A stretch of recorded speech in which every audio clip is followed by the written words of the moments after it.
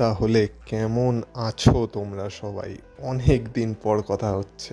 আমি কোথায় ছিলাম সব বলবো, ভিডিওর শেষে বলবো, কারণ ভিডিওর শুরুতে আগে একটু ডাব্লিউডাব্লিউইকে নিয়ে কথা বলা যাক। কারণ অনেক দিন ডাব্লিউডাব্লিউইকে নিয়ে কথা হয়নি, আর এই কয়েকদিনে মানে প্রায় এক সপ্তাহর বেশি হয়ে গেছে ডাব্লিউডাব্লিউইকে নিয়ে আমি এই চ্যানেলে কথা বলিনি। আর এই কয়েকদিনের মধ্যে অনেক কিছুই ডাব্লিউডাব্লিউইতে পাল্টে গেছে। তো সব বিষয় নিয়ে একটু ছোট করে আলোচনা করা যাক এই ভিডিওতে, কারণ অনেক দিন পর চ্যানেলে একটা ভিডিও আসছে, তো সব বিষয় নিয়ে একটু ছোট করে আলোচনা করা তো দরকার।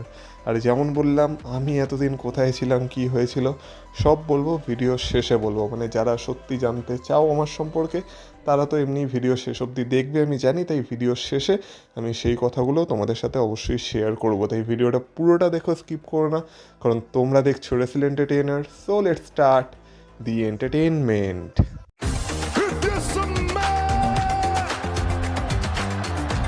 Acknowledge me.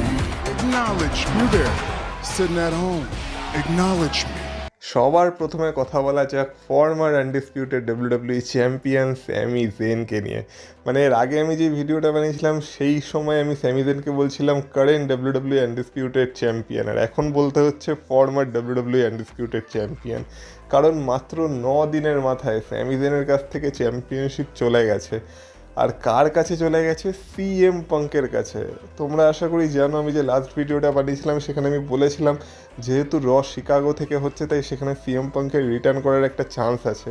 কিন্তু সে যে এইভাবে রিটার্ন করবে আর রিটার্ন করে সে সোজা চ্যাম্পিয়ন হয়ে যাবে, এইটা তো সত্যি স্যামি জেনও হয়তো ভাবতে পারেনি। তো স্যামি জেন চ্যাম্পিয়নশিপ হেরে যাওয়ার পর যে রাগটা দেখাচ্ছিল না, ওইটুকু রাগ তো ভাই স্যামি জেন ডিজার্ভ করে। কারণ একজন যে এত বছর ধরে স্ট্রাগল করে করে অবশেষে চ্যাম্পিয়ন হলো, তার চ্যাম্পিয়নশিপ রান চললো কদিন?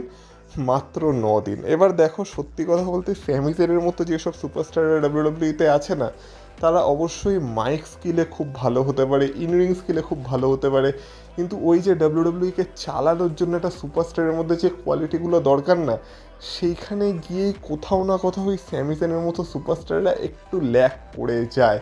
আর আমি তোমাদের বলেছিলাম স্যামি জেনকে যদি সামারস্ল্যামে চ্যাম্পিয়ন হয়ে যেতে হয়, তাহলে তাকে এই মানডে নাইট র আর স্যাটারডে নাইটস মেন ইভেন্টকে সার্ভাইভ করতে হবে, না হলে তার জন্য সামারস্ল্যামে যাওয়া খুবই অসুবিধাজনক হতে চলেছে। আর সে তার প্রথম রই সার্ভাইভ করতে পারেনি, আর সেখানেই সে তার চ্যাম্পিয়নশিপ হেরে গেছে। তো এবার স্যামি জেনের ক্যারেক্টারটা এখান থেকে কীভাবে চলবে, এবার তার ফুললি হিল টার্ন হয়ে যাবে কি না, কারণ অলরেডি আমরা দেখতে পাচ্ছি যে স্যাটারডে নাইটস মেন ইভেন্টে স্যামি জেনের গান্থারের সাথে একটা টিমে ম্যাচ সেট হয়ে গেছে, যেখানে সে টিম আপ করবে গান্থারের সাথে। তো গান্থার তো এখন ফুললি হিল, তো গান্থারকে নিয়েও একটু পরে কথা হবে। কিন্তু স্যামি জেনের এবার ক্যারেক্টারটা এখান থেকে কীভাবে চলবে সেটা দেখাও ইন্টারেস্টিং হবে, কারণ এতদিন তো স্যামি জেনের আমরা একটা হিলিস্ট সাইড দেখতে পাচ্ছিলাম, কিন্তু পুরোপুরি হিল টার্ন দেখতে পাইনি। কিন্তু এবার হয়তো স্যামি জেনের কাছ থেকে যখন সব কিছু হারিয়ে গেছে, আর এইভাবে হারিয়ে গেছে যেখানে কিনা তার প্রথমত সে স্ম্যাকডাউনের সুপারস্টার হয়ে রতে গিয়ে টাইটেল ডিফেন্ড করছিল, তাছাড়া তার অপোনেন্ট ছিল কোডি রোডস, মানে যে সে হয়তো কোডি রোডসের জন্য প্রিপেয়ার করে এসেছিল, কিন্তু কোডি রোডসকে যেহেতু গান্থার অ্যাটাক করে দেয়, তাই যেখানে তার ম্যাচটাই ক্যান্সেল হয়ে যাওয়া উচিত ছিল, সেখানে তার সারপ্রাইজ অপোনেন্ট হিসেবে সিএম পাঙ্ক বেরিয়ে আসে। আর সিএম পাঙ্ক শুধু বেরিয়ে আসে না, সিএম পাঙ্ক এসে তার হোম টাউনের সামনে চ্যাম্পিয়নশিপ জিতেও যায়। তো এরপর স্যামি জেন কী করবে এইটা দেখা সত্যি ইন্টারেস্টিং হতে চলেছে।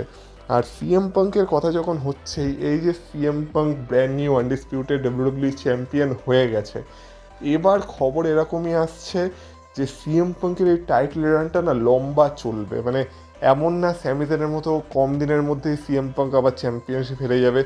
যদিও সিএম পাঙ্কের নেক্সট অপোনেন্ট যে সে হচ্ছে কোডি রোডস, আর আমরা জানি কোডি রোডসের সামনে যেই চ্যাম্পিয়ন হিসেবে নামুক না কেন বা তার চ্যালেঞ্জার হিসেবে নামুক না কেন, কোডি রোডসকে হারানো একটু তো প্রবলেমেটিক হয়ে যায়।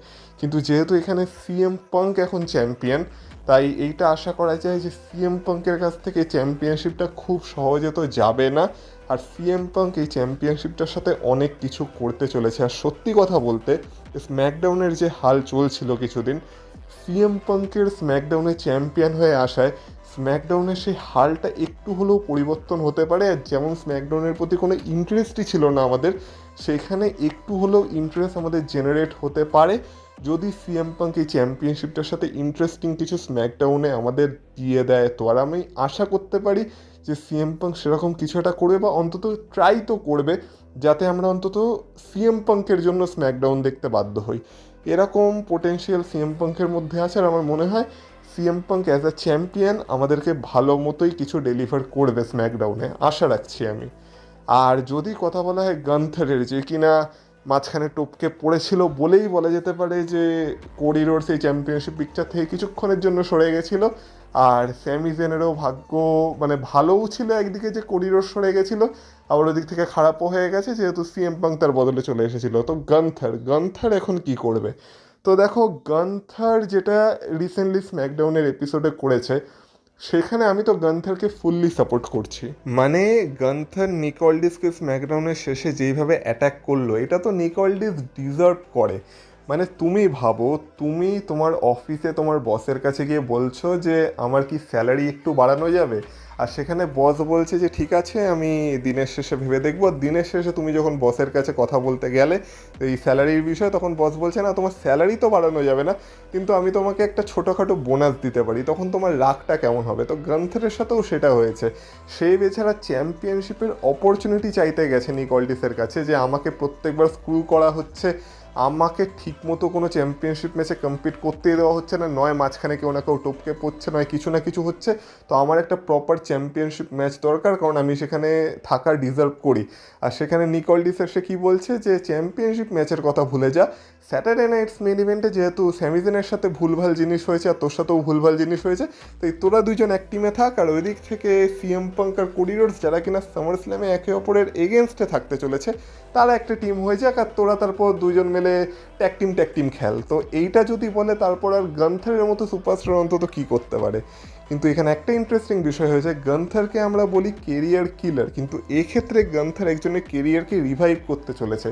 কারণ যেইভাবে স্টোরি লাইন এগোচ্ছে সেটা দেখে তো এইটাই মনে হচ্ছে যে সামার স্ল্যামে এবার গান্থার ভার্সেস নিক অল্ডিসের ম্যাচ অলমোস্ট কনফার্ম হয়ে গেছে। তার মানে নিক অল্ডিসের ইনরিং রিটার্নও খুব তাড়াতাড়ি হতে চলেছে, মানে সামার স্ল্যামেই হতে চলেছে। মানে নিক অল্ডিস যে কিনা ডাব্লিউডাব্লিউতে আসার পর থেকে শুধুমাত্র জেনারেল ম্যানেজারের রোলেই ছিল স্ম্যাকডাউনে, সে এবার তার প্রপার একটা ইনরিং ডেবিউ পাবে ডাব্লিউডাব্লিউতে। মানে বলা যেতে পারে নিক অল্ডিসের কেরিয়ারকে গান্থার রিভাইভ করতে চলেছে, মানে কেরিয়ার কিলার একজনের কেরিয়ার রিভাইভ করতে চলেছে।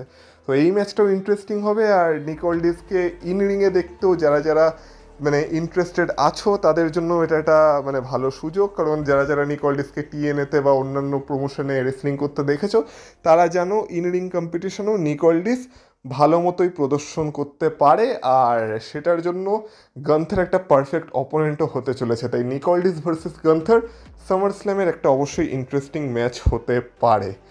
আর সামার স্ল্যামের কথা যখন হচ্ছে, তখন সামার স্ল্যামকে নিয়ে আরও কিছু কথা বলবো, কিন্তু তার আগে একটা কথা বলে রাখি যে ডাব্লিউডাব্লিউই থেকে একজন বড় সুপারস্টার বেরিয়েও গেছে এর মধ্যে, আর সে হলো আমাদের সেমাস। তো সেমাসের কন্ট্রাক্ট ডাব্লিউডাব্লিউর সাথে শেষ হয়ে গেছিলো, আর তারপর ডাব্লিউডাব্লিউ তার সাথে আর কন্ট্রাক্ট নেগোশিয়েট করেনি, মানে করেছিল হয়তো, কিন্তু ওই টাকা পয়সা কমানোর কোনো ব্যাপার হয়েছিল, যার ফলে সেমাস সেই বিষয়ে রাজি হয়নি, পে কাট নিতে রাজি হয়নি। তো ডাব্লিউডাব্লিউ সেমাসের কন্ট্রাক্টকে আর আগে বাড়ায়নি, তো সেই কারণে কন্ট্রাক্ট শেষ হওয়ার সাথে সাথে সেমাসও ডাব্লিউডাব্লিউ থেকে চলে গেছে।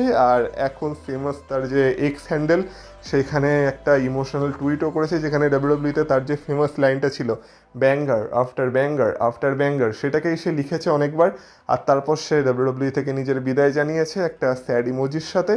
মানে সেমাসকে আমরা আর ডাব্লিউডাব্লিউতে দেখতে এখন পাবো না, আর সেমাস এখন তার যে সোশ্যাল মিডিয়া অ্যাকাউন্ট, সেখানেও নিজের যে অরিজিনাল নাম সেটাকেই ব্যবহার করছে। তার মানে সেমাসের সাথে ডাব্লিউডাব্লিউর চ্যাপ্টার শেষ হয়ে গেছে। আর সেমাসের জন্য বড় আক্ষেপ এটাই থাকবে যে একমাত্র একটা চ্যাম্পিয়নশিপ যেটার জন্য সেমাস ডাব্লিউডাব্লিউতে গ্র্যান্ড স্ল্যাম চ্যাম্পিয়ন হতে পারলো না, সেটা হচ্ছে ইন্টারকন্টিনেন্টাল চ্যাম্পিয়নশিপ।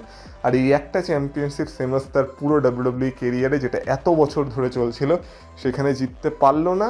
আর সেই কারণে আমরা বলতে পারি সেমাস গ্র্যান্ড স্ল্যাম চ্যাম্পিয়নও ডাব্লিউডাব্লিউতে হতে পারলো না। কিন্তু সেমাস আমাদেরকে অনেক ভালো ভালো মেমোরি দিয়ে গেছে। আমার তো বেস্ট মেমোরি সেটা ছিল যখন সেমাসের সাথে রোমান রেইন্সের ফিউড হয়েছিল, যেখানে সেমাস ওয়ার্ল্ড হেভিওয়েট চ্যাম্পিয়নশিপ জিতে গেছিলো, যখন রোমান রেইন্সের উপর সে ক্যাশ ইন করেছিল। তো তারপর রোমান রেইন্স আর সেমাসের ফিউড, ওইটা আমার চিরকাল মনে থাকবে, কারণ ওই ফিউডটাকে আমি পুরো আমার ইমোশন দিয়ে দেখেছিলাম, আর তখন আমি অনেক ছোটও ছিলাম। তো সেই একটা ফিউড আমার মনে থাকবে। কিন্তু আমরা সেমাসকে এখন এটাই বলতে পারি, থ্যাংক ইউ সেমাস। আর সেমাস ফিউচারে যেখানেই যাক না কেন, সম্ভবত সে হয়তো AEW জয়েন করতে পারে। তো যেখানেই যাক না কেন আশা করি সেখানেও সে ভালো মতোই সাকসেস পাবে আর সে তার কেরিয়ারকে ভালো মতোই সেখানে শেষ করতে পারবে। কিন্তু হ্যাঁ, ডাব্লিউডাব্লিউইর সাথে তার বিদায় হয়ে গেছে বা ডাব্লিউডাব্লিউই থেকে তার বিদায় হয়ে গেছে, আর হয়তো এটা আরও ভালোভাবে হতে পারতো, কিন্তু এখন আমরা জানি ডাব্লিউডাব্লিউই যেহেতু টিকেওর আন্ডারে আছে, তাই এমন অনেক কিছুই হয় যেটা হয়তো আমাদের দেখে ভালো লাগে না, কিন্তু সেটা হয়ে যায়। তো সেটা নিয়ে নতুন করে কিছু বলার নেই। কিন্তু সেমাস যেমন একদিকে বেরিয়ে গেছে, তেমন আমরা এই উইকের স্ম্যাকডাউনে দেখেছি একটা পুরনো সুপারস্টার ডাব্লিউডাব্লিউতে ফিরেও এসেছে। কারণ আমরা এই উইকে স্ম্যাকডাউনে যখন কারমেলো হেইজ ভার্সেস ট্রিক উইলিয়ামসের মধ্যে ম্যাচ দেখতে পাচ্ছিলাম, যেখানে ট্রিক উইলিয়ামসের কাছে তার ব্র্যান্ড নিউ পার্সোনালাইজড সেই আনডিসপিউটেড চ্যাম্পিয়ন বলছি, ইউএস চ্যাম্পিয়নশিপটাও ছিল, ইউনাইটেড স্টেটস চ্যাম্পিয়নশিপটা, যেটা সে আর কি সেই সেই লোম লোম লোম লোম লাগিয়ে এসেছিল সাদা সাদা, মানে পুরো তার নিজের মতো করে বানিয়ে এনেছিল। আর সেইখানেই আমরা দেখতে পেয়েছিলাম ম্যাচের মাঝখানে যে ব্যারেন করবিন এসে সেই ম্যাচে ইন্টারফেয়ার করেছিল। আর ব্যারেন করবিন তারপর নিজের ডাব্লিউডাব্লিউ রিটার্নকে এইভাবে মানে যাকে বলে অ্যানাউন্স করে দিয়েছে, যেখানে সে দুইজন সুপারস্টারের উপরই অ্যাটাক করেছে, মানে ট্রিক উইলিয়ামসকেও অ্যাটাক করেছে, ওই দিক থেকে কারমেলো হেইজকেও অ্যাটাক করেছে, এন্ড অফ ডেজও লাগিয়েছে। মানে ব্যারেন করবিন একটা সিরিয়াস ক্যারেক্টারের সাথেই ফিরে এসেছে। আমি তোমাদের বলেছিলাম যে ব্যারেন করবিন খুব তাড়াতাড়ি ডাব্লিউডাব্লিউতে ফিরতে চলেছে। স্পেকুলেশন এরকম ছিল যে ড্যান হোজেন তাকে আনতে পারে আর তাকে আমরা কোনো কমেডিক ক্যারেক্টারে দেখতে পেতে পারি, কিন্তু ডাব্লিউডাব্লিউ তাকে সিরিয়াস ক্যারেক্টারের সাথেই ফিরিয়ে এনেছে। কিন্তু যারা ভাবছো যে এবার ব্যারেন করবিনের সাথে খুব ভালো কিছু হয়ে যাবে, আমি বলবো তারা একটু ধৈর্য ধরো, কারণ ব্যারেন করবিন এখন সবেমাত্র এসেছে, তো এখন তাকে খুব সিরিয়াস দেখানো হচ্ছে। আর সম্ভবত সামার স্ল্যামে সেই ইউনাইটেড স্টেটস চ্যাম্পিয়নশিপ পিকচারও ইনভলভ থাকবে, তার সাথেই সম্ভবত মানে ট্রিক উইলিয়ামসের 1-on-1 একটা ম্যাচ হতে পারে, বা হয়তো একটা ট্রিপল থ্রেট বা ফেটাল 4-ওয়ে ম্যাচ হতে পারে, যেখানে ট্রিক উইলিয়ামস, ব্যারেন করবিন, তারপর কারমেলো হেইজ, ওই দিক থেকে রিকি সেন্টস, এরা সব ইনভলভ থাকতে পারে। এইভাবে ইউনাইটেড স্টেটস চ্যাম্পিয়নশিপ পিকচারে আপাতত ব্যারেন করবিন ইনভলভ থাকবে। আর যেহেতু প্রথম সে রিটার্ন করেছে, তাই এখন তাকে দেখে খুব ভালো মনে হচ্ছে। কিন্তু যদি ডাব্লিউডাব্লিউ ব্যারেন করবিনকে ঠিকমতো ইউজ না করে, সিরিয়াস ক্যারেক্টারের সাথে ফিরে এসেও ব্যারেন করবিন ডাব্লিউডাব্লিউতে বেশি কিছু করতে পারবে না, সেটা নিয়ে বেশি আশা রেখেও লাভ নেই। কারণ বিশ্বাস না হলে তোমরা রুসেফকে জিজ্ঞাসা করতে পারো, কারণ রুসেফের সাথেও সেম জিনিস হয়েছে। যখন রুসেফ ফিরেছিল দেখে মনে হয়েছিল ডাব্লিউডাব্লিউ রুসেফের সাথে অনেক বড় কিছু করে ফেলবে, কিন্তু আলটিমেটলি আমরা এখন দেখতে পাচ্ছি রুসেফ কী করছে ডাব্লিউডাব্লিউতে। তো সেম জিনিস ব্যারেন করবিনের সাথেও হতে পারে, তাই এই মুহূর্তে আমি ব্যারেন করবিনকে নিয়ে বেশি কিছু আশা রাখছি না। কিন্তু হ্যাঁ, অনেকদিন পর ডাব্লিউডাব্লিউতে ব্যারেন করবিনকে দেখে ফ্রেশ একটা ফিলিং তো আসছে। ফ্রেশ ফিলিং থেকে কথা বলি যে যেহেতু জাজমেন্ট ডে প্রায় শেষ হতেই বসেছে, কারণ ফিন বেলার বেরিয়ে গেছে, ড্যামিয়ান প্রিস্ট বেরিয়ে গেছে, আর জাজমেন্ট ডেতে সেই মজাটাই নেই। তাই ডাব্লিউডাব্লিউ জাজমেন্টের বদলে এখন একটা নতুন জাজমেন্ট ডে তৈরি করার চেষ্টা করছে, যেটা হচ্ছে দ্য ভিশন। কারণ দ্য ভিশনেও এখন একটা নতুন মেম্বার অ্যাড হয়ে গেছে, যে হলো ম্যাক্সিন ডুপ্রি। তো অনেকদিন ধরেই আমরা ম্যাক্সিন ডুপ্রি আর অস্টিন থিওরিকে একসাথে দেখতে পাচ্ছিলাম, আর এই রতে তো মজাই এসে গেল। কারণ প্রথমত স্ট্রিট প্রফিটসরা তাদের ট্যাগ টিম চ্যাম্পিয়নশিপ হেরে গেল, আবার ভিশনের কাছে ট্যাগ টিম চ্যাম্পিয়নশিপ ফিরে গেল। তো মাত্র কয়েকদিনের জন্য স্ট্রিট প্রফিটসকে চ্যাম্পিয়ন বানানো হয়েছিল। আর মজার ব্যাপার হলো ম্যাক্সিন ডুপ্রি অস্টিন থিওরিকে কিসও করে দিল। মানে এখন অস্টিন থিওরি আর ম্যাক্সিন ডুপ্রি কাপল হিসেবে একসাথে থাকবে। মানে তাদেরকে বলা যেতে পারে যে ওই যেমন আমরা ডমিনিক আর লিভ মর্গানের কেস দেখতে পাচ্ছিলাম জাজমেন্ট ডেতে, ঠিক অনেকটা সেম টাইপের রোলে এখন আমরা অস্টিন থিওরি আর ম্যাক্সিন ডুপ্রিকে দেখতে পাবো। আর ভিশনেও এখন একটা নতুন মেম্বার অ্যাড হয়ে গেছে, তো এখান থেকে ভিশনের স্টোরি লাইনটা কোন দিকে যায়। আর এই স্টোরি লাইনটা একটু ফোর্স মনে হচ্ছে না। মানে দেখো, লিভ মর্গান আর ডমিনিককে দেখে যেমন ন্যাচারালি মনে হয় যে হ্যাঁ এদের মধ্যে একটা ব্যাপার আছে, এদের মধ্যে একটা কেমিস্ট্রি আছে, কিন্তু ম্যাক্সিন ডুপ্রি আর অস্টিন থিওরির মধ্যে সেই কেমিস্ট্রিটা কি দেখা যাচ্ছে নাকি? দেখে মনে হচ্ছে জাস্ট ডাব্লিউডাব্লিউকে একটা কাপল অ্যাঙ্গেল দেখাতে হতো, তাই তাদের দুজনকে একসাথে জোর করে নিয়ে চলে এসেছে। আর এখন ভিশনকে দিয়ে নতুন জাজমেন্ট ডে টাইপের কিছু বানানোর চেষ্টা করা হচ্ছে। তোমাদের কি মনে হচ্ছে? তোমাদের ওপিনিয়ন কি? অবশ্যই আমাকে কমেন্ট বক্সে কমেন্ট করে জানিও।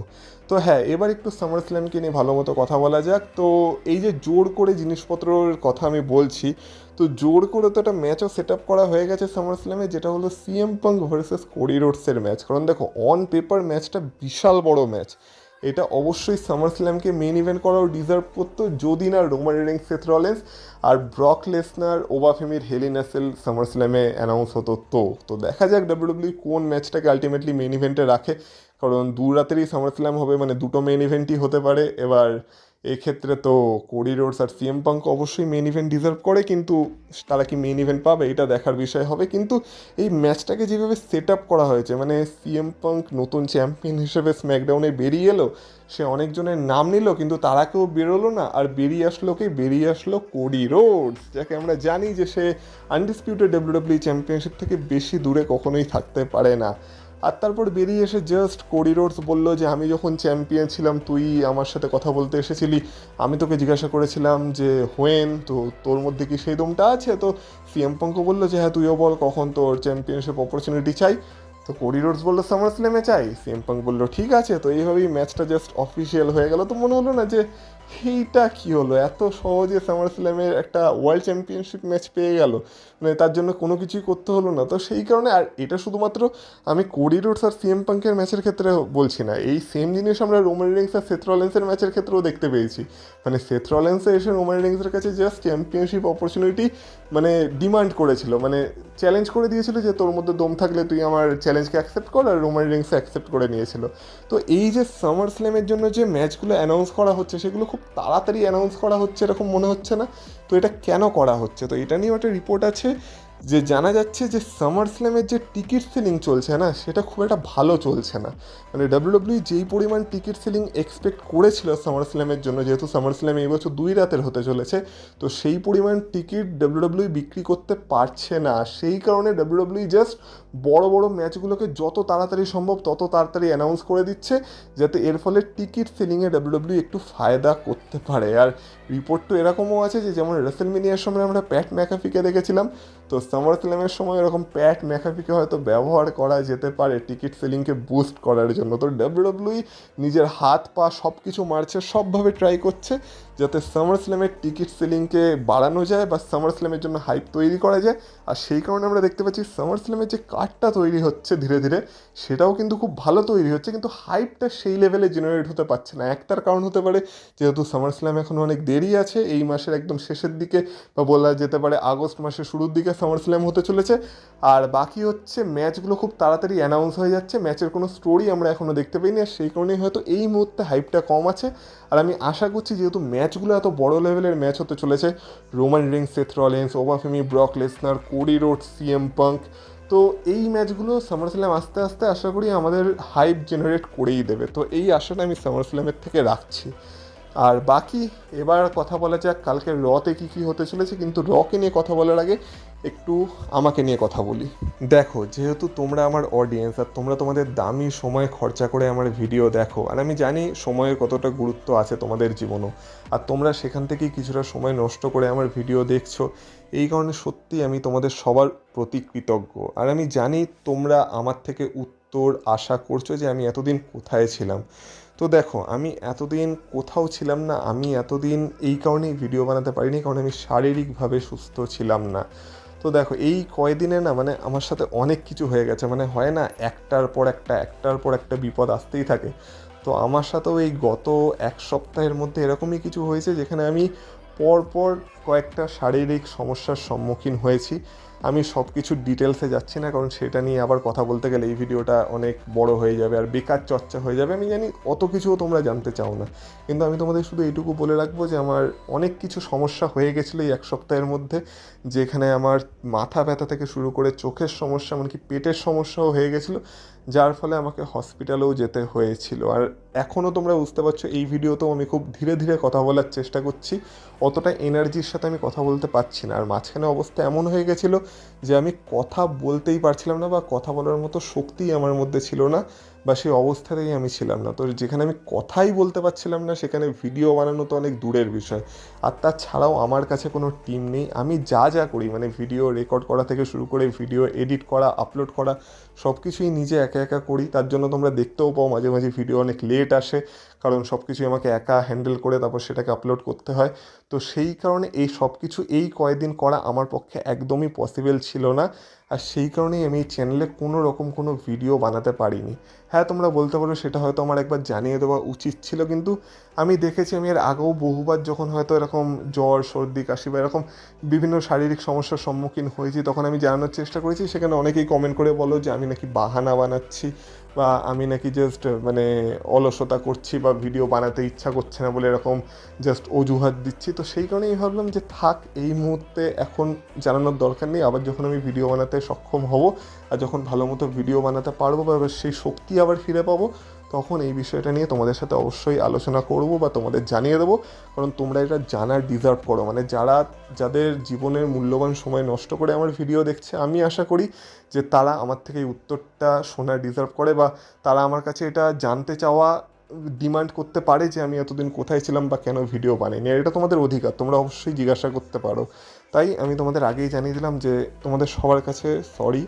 আমি সত্যি সেই মানে অবস্থাতে বা সেই ক্ষমতাই আমার মধ্যে এই কদিন ছিল না যে আমি ভিডিও বানিয়ে সেটাকে আপলোড করব, আর সেই অবস্থাতে আমি ছিলাম না সোজা কথায়। তো সেই কারণেই আমি এটা করতে পারিনি, কিন্তু এখন ভগবানের দয়ায় আমি মোটামুটিভাবে ঠিকঠাক আছি, শরীর আগের থেকে অনেক বেশি সুস্থ আছে। তো সেই কারণে আমি যখন ভিডিও বানাতে সক্ষম হয়েছি তখন আবার তোমাদের কাছেই ফিরে এসেছি। তো আশা করি তোমরা বুঝতে পারছো। তো এই কয়েকদিনের জন্য আমাকে তোমরা প্লিজ ক্ষমা করে দিও। আর এবার থেকে আমি আশা করতে পারি যে অন্তত এই মাসটা সামার স্ল্যাম অবধি টানা এই চ্যানেলে ভিডিও আসবে। তাই যারা যারা চ্যানেলটাকে সাবস্ক্রাইব করোনি তারা অবশ্যই চ্যানেলটাকে সাবস্ক্রাইব কিন্তু করে দিও, কারণ এবার রেগুলার ভিডিও এই চ্যানেলে আসতে চলেছে। যাই হোক, ফাইনালি কথা বলে যাক কালকের রয়ের। তো কালকের রতে কী হতে চলেছে সেটা তোমাদের একবার চট করে বলে দিই। তো কালকে আমাদের ওয়ার্ল্ড চ্যাম্পিয়ন, আমাদের ওটিসি রোমান রিংস রতে আসতে চলেছে। সেইখানে তার সেথ রলিন্সের সাথে একটা কন্ট্রাক্ট সাইন ইন হবে। তাছাড়াও যেহেতু সোলো সিকোয়াও রতে আসতে চলেছে, তো রোমান রিংস সোলো সিকোয়ার উদ্দেশ্যেও কিছু বলতে পারে। আর যেহেতু সোলো সিকোয়া, ব্লাড লাইন, এইসবের মাঝখানে এলে নাইটও আছে, তো এলে নাইটও এর মাঝখানে ইনভলভ হতে পারে কোনোভাবে। আমি তো ভয় এটা পাচ্ছি যে এইভাবে আমরা দেখতে পাচ্ছি স্যাটারডে নাইটস মেন ইভেন্টের জন্য ওই Gunther, Sami Zayn, Cody Rhodes, CM পাঙ্কে টিমে মানে টিম ম্যাচ করিয়ে দিয়েছে। তো মানে একটা নতুন টিম ম্যাচ না করে দেয় ডাব্লিউডাব্লিউই স্যাটারডে নাইটস মেন ইভেন্টের জন্য, যেখানে দেখা গেলো একটা টিমে রোমান রিংস আর সেথ রলিন্সকে রেখে দিল, আর একটা টিমে এলে নাইট আর সোলো সিকোয়াকে রেখে দিল। এরকম একটা টিম ম্যাচও ডাব্লিউডাব্লিউই স্যাটারডে নাইটস মেন ইভেন্টের জন্য প্ল্যান করতে পারে। তো সেটা কালকে রতে দেখা যাবে কি হয় না হয়। কিন্তু আপাতত রোমান রিংস আসছে, সেথ রলিন্সের সাথে একটা কন্ট্রাক্ট সাইন ইন হবে, এইটা অফিসিয়ালি অ্যাডভার্টাইজ করে দেওয়া হয়েছে। তাছাড়া ব্রক লেসনার কালকের রতে আসতে চলেছে, ওবা ফেমি কালকের রতে উপস্থিত থাকবে। তো ওবা ফেমি আর ব্রক লেসনারের মধ্যে কী হয় সেটাও দেখার বিষয় হবে। এছাড়া বেলি আর লায়রা ভ্যালকাইরিয়া ফেস টু ফেস আসতে চলেছে। তো তাদের মধ্যেও হয়তো সামার স্ল্যামের জন্য বা স্যাটারডে নাইটস মেন ইভেন্টের জন্য একটা ম্যাচ কালকে র থেকে অফিসিয়াল হয়ে যাবে।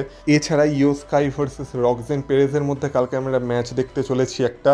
তাছাড়া Chad Gable versus Dragon Lee versus Joe Hendry versus Jevon Evans versus Dominik Mysterio versus Ethan Page versus Rusev, এদের সবার মধ্যে কালকে আমরা একটা গন্টলেট ম্যাচ দেখতে চলেছি। যেই গন্টলেট ম্যাচটা হতে চলেছে নাম্বার 1 কন্টেন্ডারশিপের জন্য ফর ইন্টারকন্টিনেন্টাল চ্যাম্পিয়নশিপ। মানে এই ম্যাচটা যে জিতবে সে পেনটাকে ফেস করবে ইন্টারকন্টিনেন্টাল চ্যাম্পিয়নশিপের জন্য, সম্ভবত সামার স্ল্যামে।